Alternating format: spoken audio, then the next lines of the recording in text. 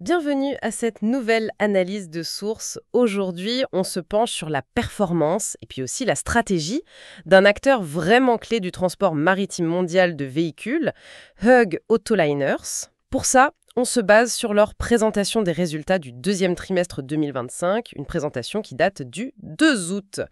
Alors, l'objectif ici, c'est de décrypter un peu la santé financière de l'entreprise, bien sûr, mais aussi de comprendre comment elle ajuste sa stratégie, parce que le marché, il est en pleine ébullition, hein. On pense aux flux commerciaux qui changent, aux questions de durabilité, aux finances, évidemment, et puis voir ce que ça nous apprend sur le commerce mondial, surtout celui de l'automobile.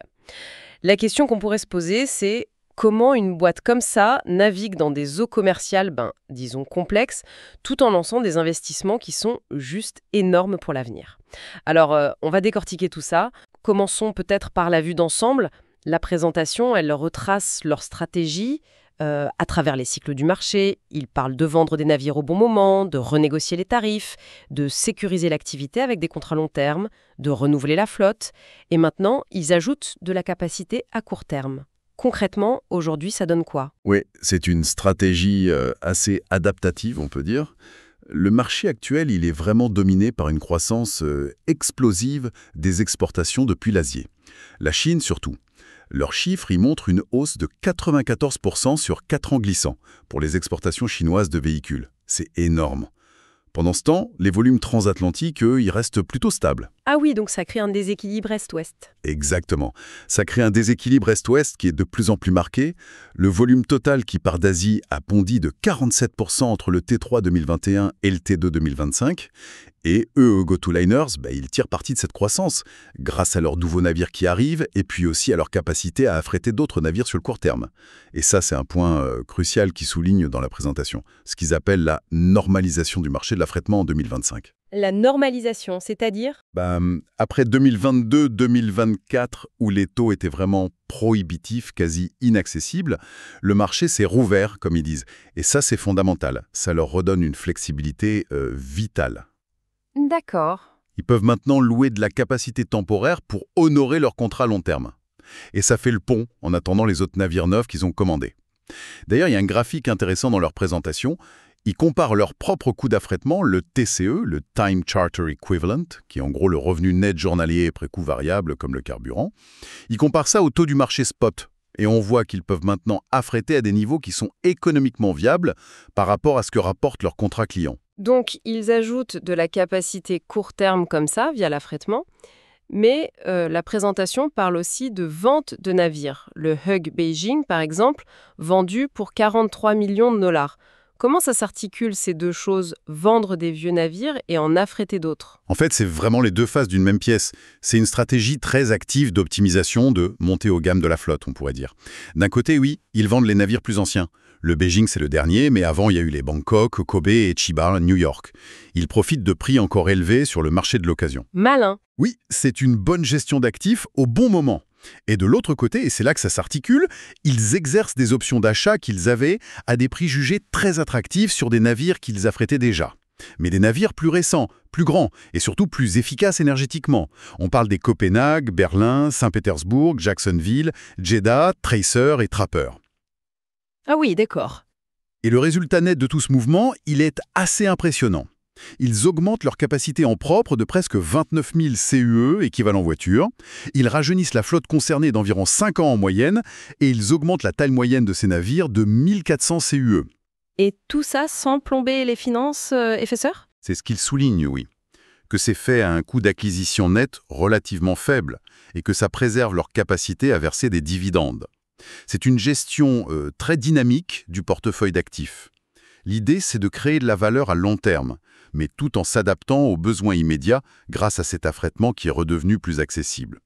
Bon, maintenant, si on ajoute une autre couche de complexité, les tarifs douaniers américains. Ah oui, le contexte réglementaire. Exactement. Et là aussi, ça bouge. D'après leur présentation, il y aurait un nouveau tarif de base de 15% sur les importations automobiles mondiales qui se profilerait depuis le 7 août. Mais la date d'application, elle, reste floue. Et puis il y a des taux spécifiques, des négociations à part avec différents partenaires. L'USMCA, USA, Mexique, Canada, l'UE, la Corée du Sud, le Japon, le Royaume-Uni.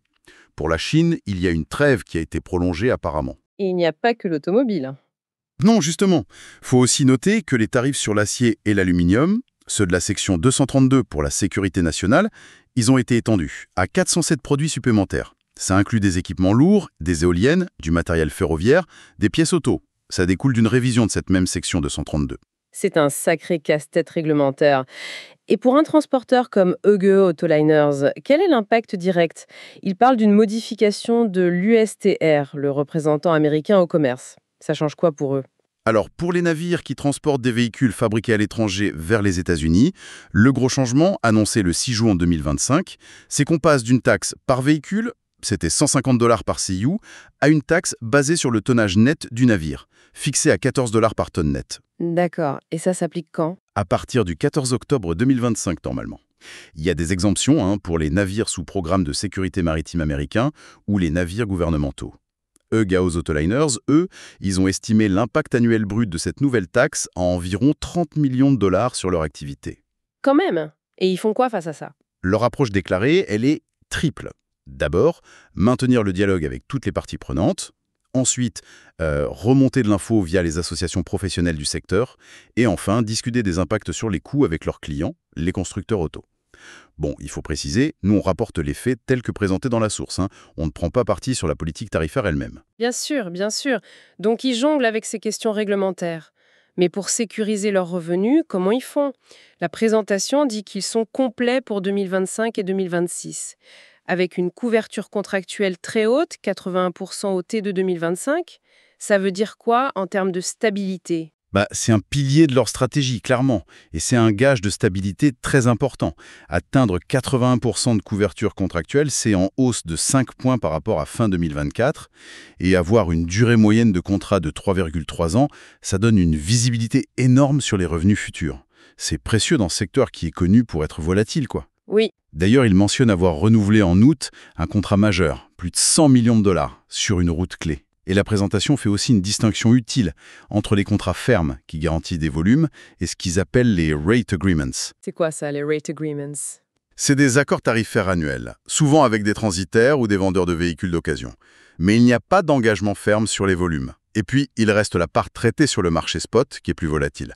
Donc cette forte base contractuelle, elle est directement liée à leur stratégie d'utiliser le marché de l'affrètement qui est plus abordable maintenant, comme une sorte de soupape de flexibilité. D'accord. Pour servir efficacement ce portefeuille de contrats et optimiser l'utilisation de toute leur flotte. Mais cette couverture contractuelle de 81%, c'est un point fort pour la stabilité, on comprend bien. Mais est-ce que ça ne les rend pas aussi un peu moins agiles? Si, par exemple, les tarifs spot repartaient à la hausse très fort, il y a un arbitrage, non? C'est une excellente remarque. Et oui, il y a toujours cet arbitrage dans le secteur entre la sécurité du revenu à long terme et la possibilité de profiter des pics du marché spot. Avoir 81% sous contrat, ça protège énormément contre une chute brutale des taux spot, c'est sûr. Mais ça limite le gain si ces taux explosent, effectivement. Cela dit, la stratégie de Hague, elle semble viser un équilibre. Sécuriser une base solide avec les contrats, mais garder une partie de la capacité, environ 19% aujourd'hui, exposée au spot. Et surtout, utiliser l'affrètement court terme comme un levier de flexibilité. La normalisation de ce marché de l'affrètement leur permet justement d'ajuster cette capacité flexible plus facilement, selon les besoins, les opportunités, sans être complètement dépendante du marché spot pour leurs revenus principaux. C'est une gestion du risque calculée. C'est clair, parlons un peu durabilité maintenant, c'est un autre axe important pour eux. Ils affichent une baisse de 11% de l'intensité carbone de leur flotte sur un an, c'est pas mal du tout. Comment ils expliquent ça à Sam? Ils parlent d'amélioration technique, de l'impact des nouveaux navires, et puis d'utilisation de biocarburants de 300 tonnes de B100 au T2. Oui, cette baisse de l'intensité carbone, elle est notable. Ils la mesurent avec leur indicateur interne, le CG10, qu'ils comparent ensuite à l'objectif réglementaire international de l'OMI, le fameux CII, Carbon Intensity Indicator. Alors, plusieurs facteurs expliquent ça. Premièrement, les améliorations techniques sur la flotte existante, des hélices plus efficaces, l'optimisation des moteurs. Ils ont commandé ça pour 6 navires et un a été fait au T2. Deuxièmement, l'effet en année pleine des navires plus récents et plus efficaces qu'ils avaient déjà intégrés avant les Aurora. D'accord. Troisièmement, l'arrivée des premiers navires de la classe Aurora commence à jouer un peu. Quatrièmement, les bénéfices des passages en cale sèche récents, où on optimise, on nettoie la coque, ça améliore l'efficacité. Et enfin, oui, l'utilisation de biocarburants B100. Même si ça reste une contribution plus modeste à l'échelle de la flotte pour l'instant, ça participe à la réduction des émissions calculées. Voilà. Et justement, les Aurora, ces fameux navires, les deux premiers, le EEG Sunrise et le EEG Moonlight, livrés en mai et juin 2025, ce sont eux les nouveaux fleurons. Très grands, très efficaces. Absolument. Leur arrivée, c'est une étape majeure dans leur stratégie de renouvellement. Ce sont des navires de très grande capacité, 9100 CEU. Ils sont conçus pour être les plus économes en carburant de leur catégorie et surtout, ils sont prêts pour des carburants alternatifs futurs. L'ammoniac, le méthanol, c'est clé pour la décarbonation à long terme. Mais au-delà de ces nouveaux navires, il y a quelque chose d'autre qui est vraiment intéressant et assez avant-gardiste, je trouve. C'est leur projet pilote d'upcycling. D'upcycling, supra-recyclage. Oui. Transformer la coque d'un vieux navire en matériau de construction. C'est original pour une compagnie maritime? Ah oui, c'est une approche radicalement différente du démantèlement naval classique, on peut dire. L'idée, c'est de prendre un vieux navire OAO, le pilote est prévu pour le premier semestre 2026, et au lieu de juste l'envoyer à la casse, loin, pour récupérer l'acier comme ferraille, ou de le refondre avec une grosse empreinte carbone, il vise à découper et transformer directement l'acier de la coque en éléments de construction certifiés.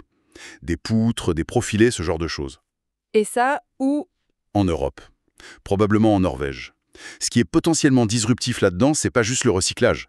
C'est de transformer un passif, le vieux navire en fin de vie, en un actif à haute valeur ajoutée locale. Et ça pourrait défier toute la chaîne logistique habituelle du démantèlement et de la production d'acier neuf. Et l'impact environnemental? Selon les promoteurs, ça pourrait réduire les émissions de gaz à effet de serre jusqu'à 97% par rapport à la production d'acier vierge. Et en plus, ça garderait cet acier de haute qualité en Europe. Le projet, il cherche un financement public norvégien important, Green Platform, et l'ambition, c'est aussi de faire des chantiers norvégiens des leaders de cet upcycling en ligne avec les futures règles européennes sur l'économie circulaire. C'est fascinant. Ça montre une vision de la durabilité qui couvre vraiment tout le cycle de vie du navire, de la conception super efficace des Aurora au démantèlement intelligent et créateur de valeur.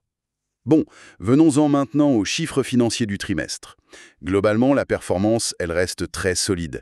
L'EBITDA ajusté, il est à 166 millions de dollars. C'est en hausse de 7% par rapport au T1.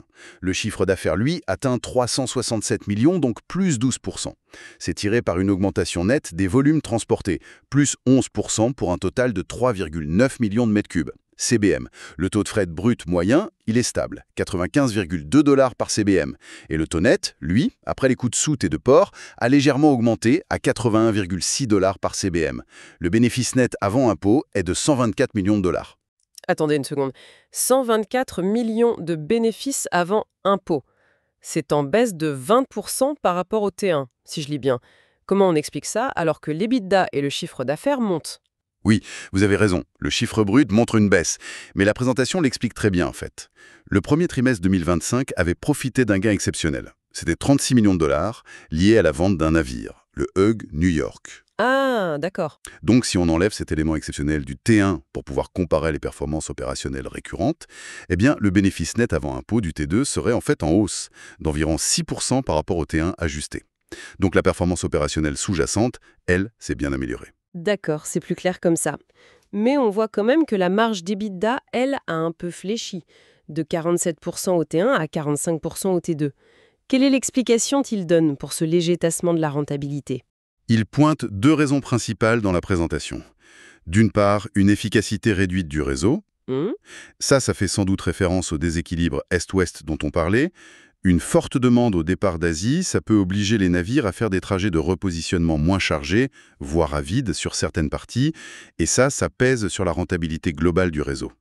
D'autre part, les coûts liés à l'ajout de capacité à court terme via l'affrètement. Même si les taux se sont normalisés, ça reste une charge supplémentaire. Le graphique de Bridge, celui qui décompose l'évolution de l'EBITDA entre T1 et T2, il montre bien ça. Oui. L'impact positif de la hausse des volumes et des taux nets a été en partie contrebalancé par une augmentation des dépenses. Carburant, frais de voyage, les ports, les canaux, coûts d'affrètement. C'est logique en fait. Ils ont eu 10% de jours d'exploitation en plus sur le trimestre pour transporter plus de volume, donc plus de coûts. Logique. Et malgré ces très gros investissements dans les Aurora qui commencent et cette légère pression sur les marges, comment se porte le bilan financier? La structure reste solide. Oui, oui, le bilan reste robuste.